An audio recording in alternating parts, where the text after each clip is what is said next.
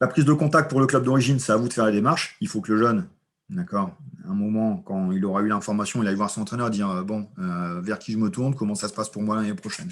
Pour qu'il puisse soit vous renseigner, vous dire bah, écoute, on en a déjà discuté en interne, puis c'est ça, soit il vous renseigne sur la personne vers laquelle il faudrait se tourner, le bon interlocuteur qui va pouvoir donner une réponse à ce projet-là. Pouvoir tirer un bilan des 2 années.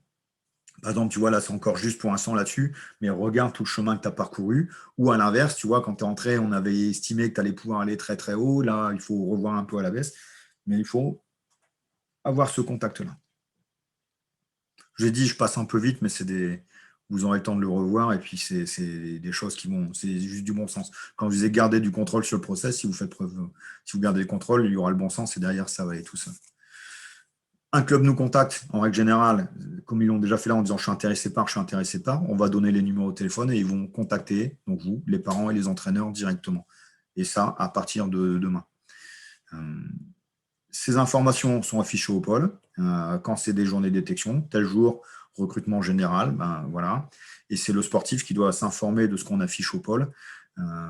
Quand je le peux, sur les années précédentes, alors pas l'année dernière parce qu'il n'y en a pas eu, mais l'année d'avant, quand je recevais une affiche ou une information générale, je faisais un mail et puis je renvoyais l'information générale.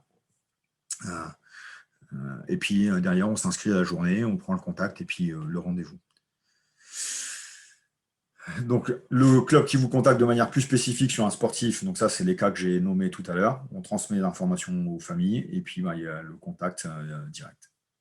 S'il n'y a pas de contact de club, le club ne nous a pas concerné, nous contacté vous concernant, mais il a contacté d'autres. Donc, pareil, le club X a contacté la joueuse lambda, mais n'a pas concerté, ne nous a pas consulté pour la joueuse alpha.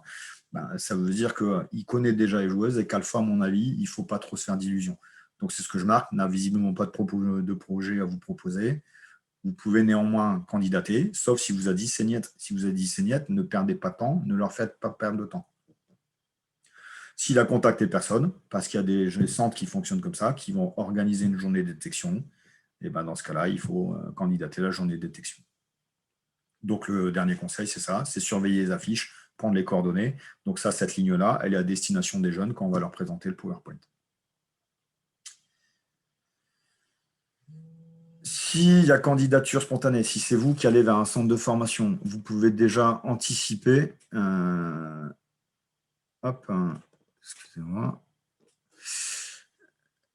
Si vous allez faire une candidature spontanée, vous pouvez déjà anticiper le fait qu'on va vous demander un curriculum vitae, certainement une lettre de motivation et peut-être une lettre de recommandation du responsable de pôle. Dans ce cas-là, il faut prendre le temps, là aussi, de préparer. Et c'est pour ça qu'on vous donne ces informations-là, puisque vous serez certainement d'une grande aide et d'un soutien par rapport aux jeunes. Là aussi, nous, on leur dit, une fois que ton CV il est fait avec ta famille, tu peux venir nous le montrer, puis on peut regarder dedans. Je vous parlais tout à l'heure d'Antoine Blancpain, mais pas que lui, mais je le revois dans le bureau, venir avec son CV, puis me dire qu'est-ce que tu en penses. Puis on a discuté de ce qu'il voulait mettre en avant, pas mettre en avant. Je parle de lui, mais encore une fois, il y en a d'autres, hein, c'est des exemples. Agir en toute transparence. Un centre de formation s'intéresse à un jeune du pôle. Donc, le centre, normalement, est passé soit par moi, parce que c'est pareil, dans notre organisation que je vais vous montrer tout à l'heure, il y a certains centres qui passent par moi et il y a certains centres qui passent par le CTF responsable du groupe. Et ce n'est pas gênant de passer par Benjamin pour parler des garçons ou de passer par moi. Moi, par contre, je veille plus à la procédure, la gestion de l'organisation générale. On peut discuter des jeunes parce que je les vois quand même régulièrement, mais par contre, pour la finesse de l'analyse dans le basket, je les renvoie quand même systématiquement vers le cadre technique responsable du groupe. Parce que par contre, je ne fais pas le suivi quotidien. Je les vois régulièrement, mais je vois les 4 groupes. J'essaye de donner la même importance aux 4 groupes, Paul Fille, Paul Garçon, Amiens, Wattignies.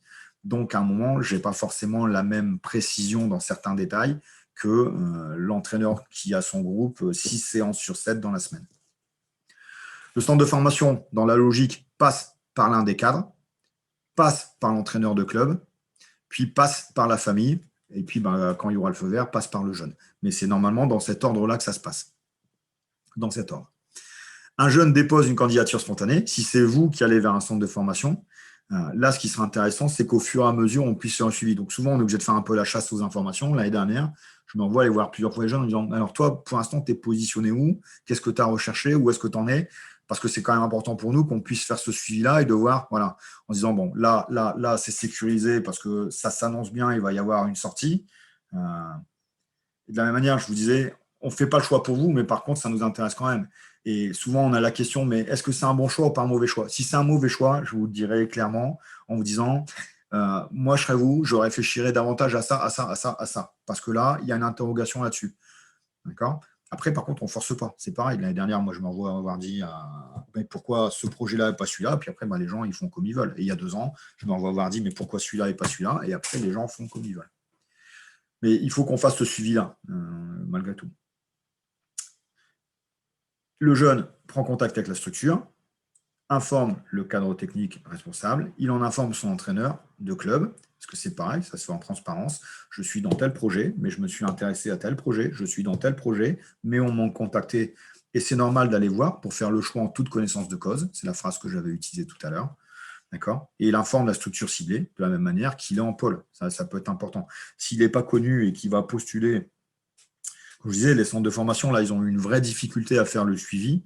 Donc, à un moment, vous allez appeler même un centre de formation de la région. C'est toujours intéressant de lui rappeler que vous êtes au pôle espoir d'Amiens pour qu'à un moment, il puisse prendre contact avec Thibaut, Johan ou moi-même pour pouvoir échanger derrière sur le projet.